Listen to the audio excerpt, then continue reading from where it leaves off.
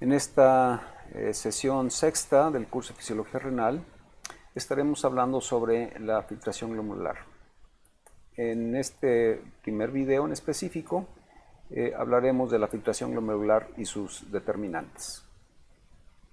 En el video anterior planteamos que el flujo sanguíneo renal total es aproximadamente el 25% del gasto cardíaco. De manera que si un individuo tiene un gasto cardíaco de 5 litros por minuto, esto representaría aproximadamente 1.2 litros por minuto. Si el hematocrito, que es la fracción de volumen sanguíneo ocupado por los glóbulos rojos, fuera 45%, que es un valor aproximadamente promedio, bueno, pues el flujo plasmático renal total, obtenido a través de esta expresión,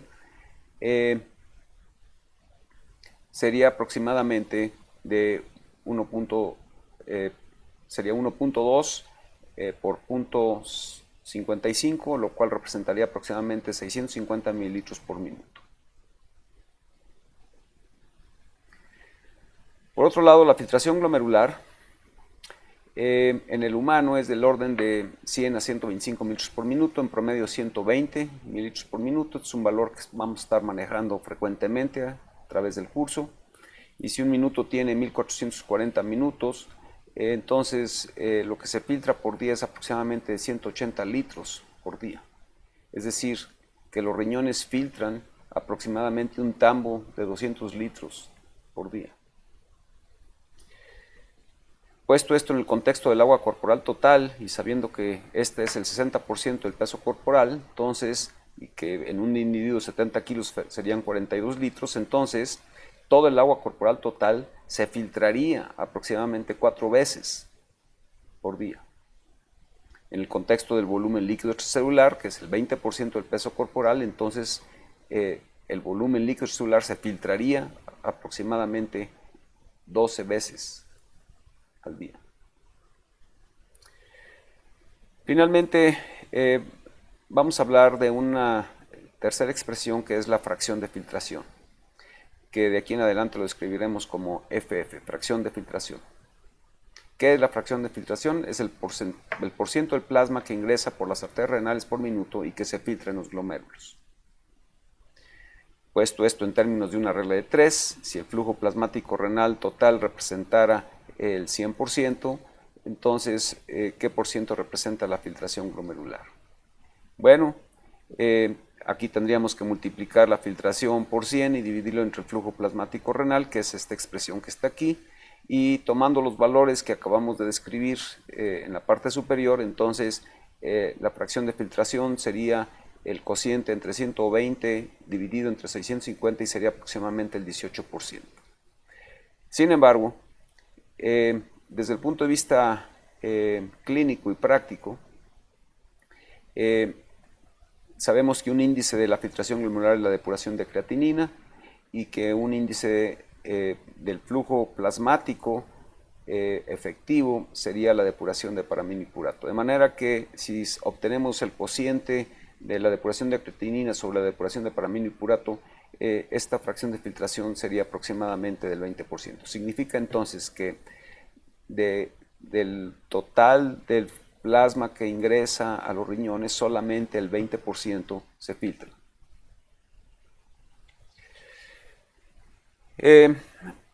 Esta figura describe el modelo de Landis-Pappenheimer para explicar el proceso filtrante y reabsortivo a nivel de los capilares extrarrenales. Esto fue descrito en la fisiología cardiovascular y recordarán ustedes que este modelo, que cabe decir es un modelo didáctico, más que lo que realmente sucede en la realidad, es un modelo que se utiliza para explicar el proceso, describía que la presión hidrostática a lo largo de un capilar, teniendo aquí el extremo arterial y acá el extremo venoso, la presión hidrostática capilar iba cayendo conforme se avanzaba en la longitud del capilar. Mientras que la presión oncótica ejercida por las proteínas en esencia mantenía un cierto valor por ahí de los 25 o 27 milímetros de mercurio. de suerte entonces que en el capilar extracapilar, dado que la presión hidrostática es mayor que la presión oncótica, esto da lugar a el planteamiento del extremo arterial filtrante, mientras que a partir de la mitad del capilar o algo próximo a ello en adelante, dado que la presión oncótica es mayor que la presión hidrostática, entonces esto tendería a producir el extremo venoso reabsortivo. El punto que quiero destacar aquí es que ya también nos referíamos con anterioridad en otros videos, es que el total de líquido que es transportado de manera neta por todos los capilares extrarrenales del cuerpo es aproximadamente 4 litros por día. Y quiero que mantengan este valor en mente para que pongan en perspectivas lo que hace el riñón. Bien, las fuerzas básicas de Starling que participan en la filtración glomerular, ya lo planteábamos en el video anterior. En principio, pues es la presión hidrostática en el capilar glomerular, esa es la fuerza básica. Participa otra fuerza que es la presión oncótica en el capilar glomerular, y la otra fuerza participante es la presión hidrostática en la cápsula de Bowman. Y esta presión en la cápsula Bowman, junto con la presión oncótica en el capilar glomerular, tenderían a oponerse al proceso filtrante. Bien, la presión hidrostática en el capilar glomerular está determinada evidentemente por el flujo sanguíneo glomerular, el cual a su vez depende, como ya lo manifestábamos en el video anterior, de manera positiva de la presión arterial media y de manera negativa por las resistencias aferente y eferente. Esto está descrito en principio aquí. Entonces, esta presión hidrostática capilar en el capilar glomerular, la presión hidrostática en el capilar glomerular, entonces ahora es descrita positivamente por la presión arterial media, negativamente por la resistencia arteriolar aferente y de manera positiva por la resistencia arteriolar eferente. Esto es distinto a aquellos determinantes del flujo sanguíneo glomerular. Bien, ¿cómo operan las fuerzas de Starling en la filtración glomerular? Partiendo de esta ecuación, que es una ecuación general en la fisiología, que dice que la filtración transcapilar es igual al coeficiente de filtración capilar multiplicado por la presión hidrostática capilar más la presión oncótica intersticial, esta suma menos la presión hidrostática intersticial más la presión oncótica capilar. Vamos a utilizar esta ecuación general varias veces, no solamente para describir el proceso filtrante, sino también para describir el proceso reabsortivo, pero ahorita lo que nos ocupa es el proceso filtrante, de manera entonces que la expresión de esta ecuación general en la fisiología para el caso de la filtración glomerular estaría dado entonces, el coeficiente de filtración capilar ahora se transforma en lo que se conoce como el coeficiente de ultrafiltración. Este coeficiente de ultrafiltración es el producto de dos cosas. Uno es la conductividad hidráulica, o de forma más terrenal, la porosidad de la membrana, y por otro el área de filtración. De manera que el producto de estas dos variables determinan el coeficiente de filtración, de ultrafiltración o de filtración. Restan entonces como determinante de la filtración glomerular estas cuatro fuerzas. Quizás cabe mencionar que si uno contrasta el coeficiente de ultrafiltración que se ha podido medir experimentalmente a nivel del capilar glomerular, este coeficiente de ultrafiltración, por ejemplo, en el capilar glomerular de la rata, es 41 veces mayor que el de un capilar peritubular y que el de un capilar extrarrenal. De manera entonces que un primer acercamiento a esto indica que la membrana glomerular es 41 veces más permeable que un capilar fuera del riñón. Ok. Por otra parte, quiero hacer notar que la presión oncótica en la cápsula de Bowman resulta ser relativamente pequeña. La razón de ello es que la concentración de proteínas en la cápsula de Bowman es muy baja. Andamos en el orden de 10 a 40 miligramos por litro. ¿Qué significa esto? Que las proteínas sí se filtran, pero se filtran a una tasa realmente muy baja. De manera que esta concentración de proteínas en la cápsula de Bowman esencialmente se traducen en muy poca o prácticamente nula presión oncótica en la cápsula de Bowman. Si lo contrastamos, por ejemplo, con la presión oncótica ejercida por las proteínas del plasma. Si la concentración de proteínas en el plasma es desde 5 gramos por ciento, es decir, 50 gramos por litro, es decir, 50.000 miligramos por litro, esto se traduce en una presión oncótica que anda en el orden de entre los 20 y los 30 milímetros de mercurio. De manera entonces que a nivel renal la presión oncótica en la cápsula de Bowman contribuye muy poco al proceso o participa muy poco en el proceso filtrante. Así las cosas, entonces, las fuerzas de Starling a nivel del proceso de filtración básicamente se reducen a la presión hidrostática en el capilar glomerular, a la presión hidrostática en la cápsula de Bowman y a la presión oncótica en el capilar glomerular.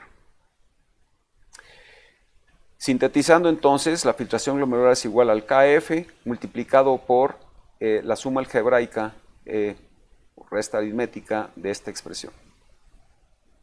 Y puesto estas determinantes, en especial las fuerzas de Starling, en términos absolutos, en este diagrama lo que estamos viendo es el extremo arterial, el extremo aferente del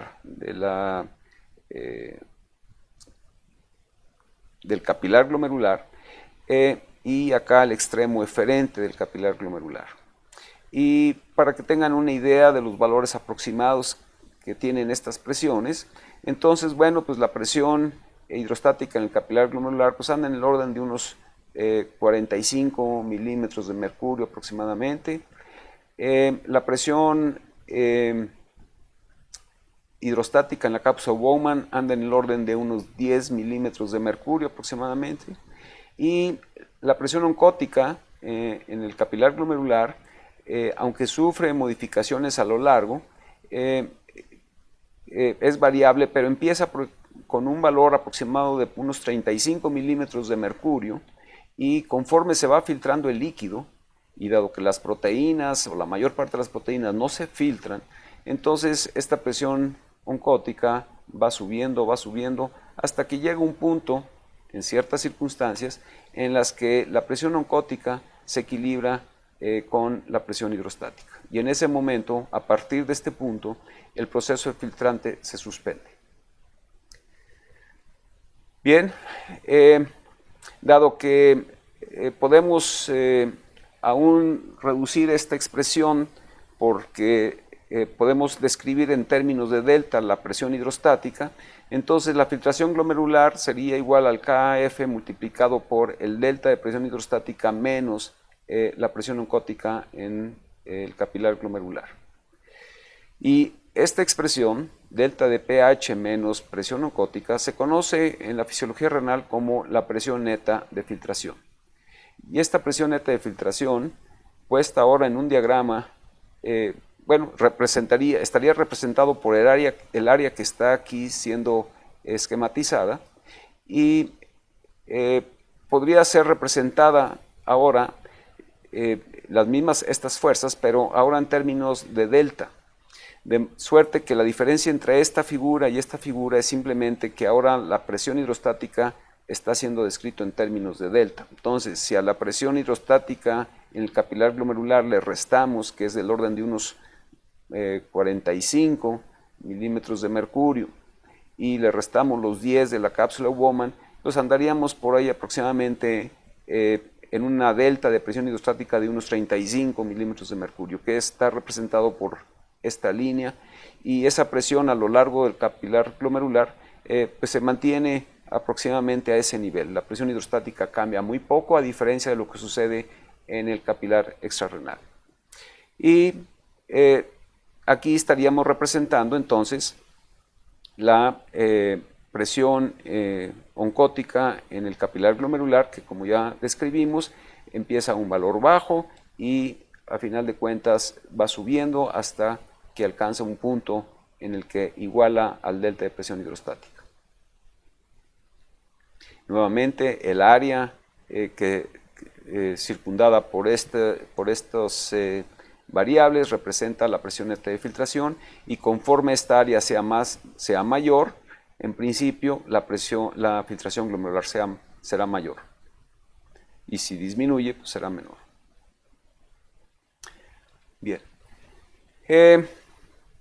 Ahora se va a plantear que desde el punto de vista del proceso filtrante, los glomérulos han sido clasificados en dos tipos. Hay glomérulos que se definen como glomérulos en equilibrio, que son aquellos en los cuales el delta de presión hidrostática y la presión oncótica del capilar glomerular alcanzan un nivel semejante en un punto a lo largo del capilar glomerular. Es decir, al alcanzar el nivel semejante significa que entra en equilibrio las presiones, la presión que tiende a filtrar y la presión que se opone a la filtración. De suerte que a partir de este punto deja de haber filtración, y estos glomérulos en equilibrio en principio tienen una cierta reserva de filtración, que está dada fundamentalmente por el hecho de que estas dos presiones logran igualarse y se equilibran. De manera entonces que en estos glomérulos en equilibrio, si uno evalúa la fracción de filtración, uno observa que dado que existe esta reserva de filtración, si uno aumenta el flujo plasmático renal,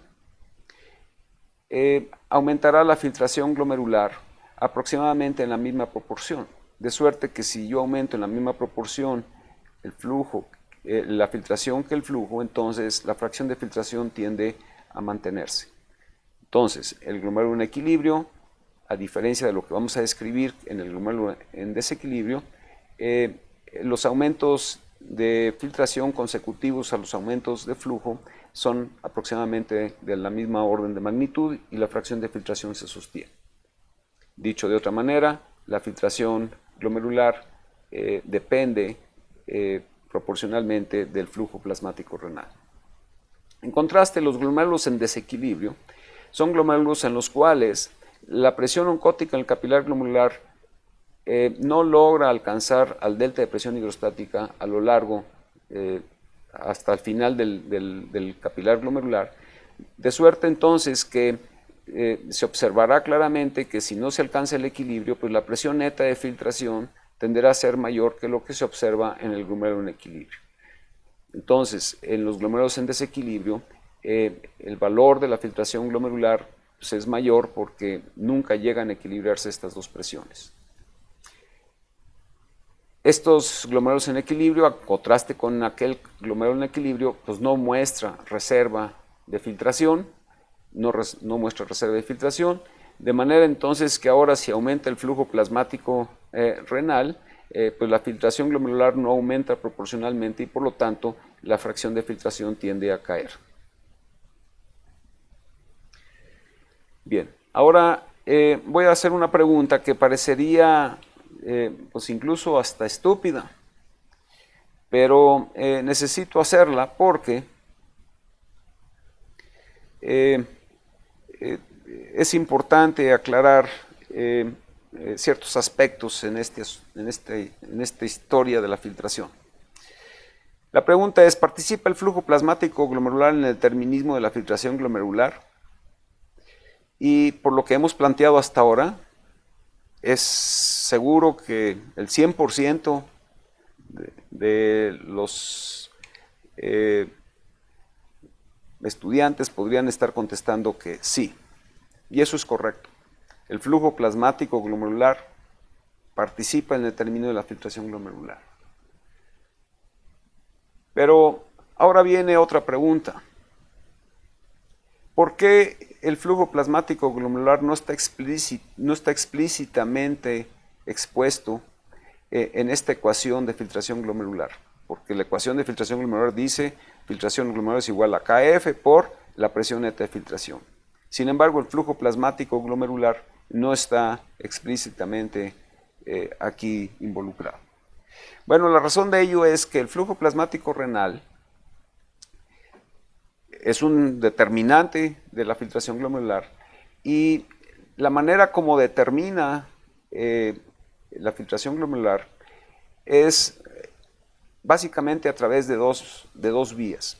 Una es determinando en cierta manera la presión hidrostática en el capilar glomerular, por lo que veíamos al inicio de este video, pero el factor fundamental a través del cual el flujo plasmático influye en la filtración glomerular es a través de modificar la presión oncótica en el capilar glomerular.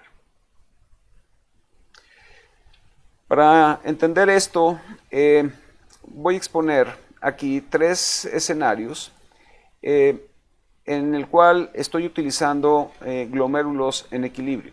En el primer caso, estoy representando aquí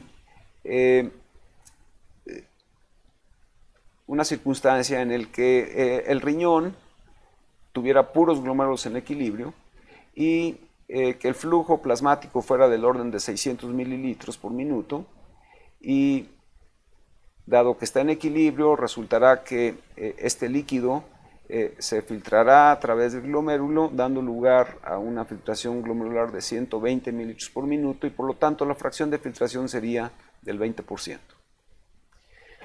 Si bajo este escenario basal yo aumento ahora el flujo plasmático, entonces de 600 a 650, y dado que estoy trabajando con glomérulos en equilibrio y que tengo una reserva de filtración, entonces pues ocuparé una mayor distancia del capilar glomerular para poder llevar a cabo este proceso filtrante, de suerte entonces que logro aumentar la filtración de 120 a 130. Y esto significa que mi fracción de filtración se sigue manteniendo constante.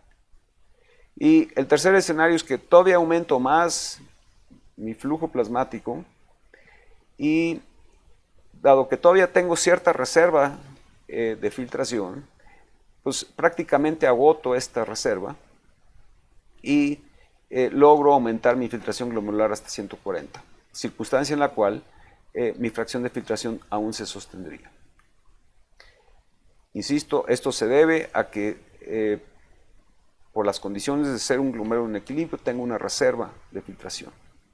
Entonces, aquí podríamos decir entonces que la filtración glomerular depende en proporción directa del flujo plasmático renal, y la fracción de filtración se mantiene constante, y este escenario es un escenario que podríamos encontrar o que encontramos en la rata Wistar o en el caso del humano con hipotensión arterial. De manera entonces que una diferencia entre la fisiología del riñón de la rata con la del humano es que en la rata sus glomérulos muestran o son glomérulos en equilibrio.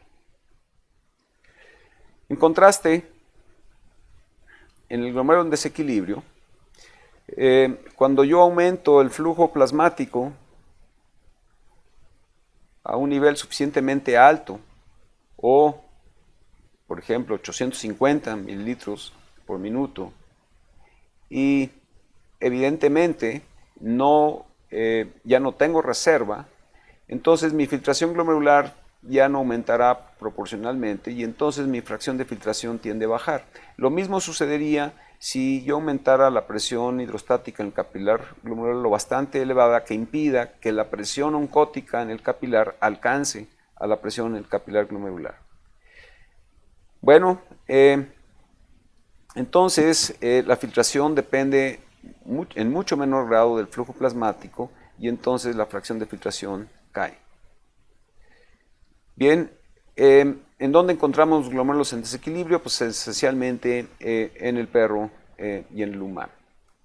Hay la hipótesis de que la razón por la que este fenómeno de glomérulos en equilibrio o en desequilibrio se da es básicamente, o la hipótesis es que esto se debe a que la rata no es carnívora, mientras que el perro y el humano pues nos consideramos carnívoros.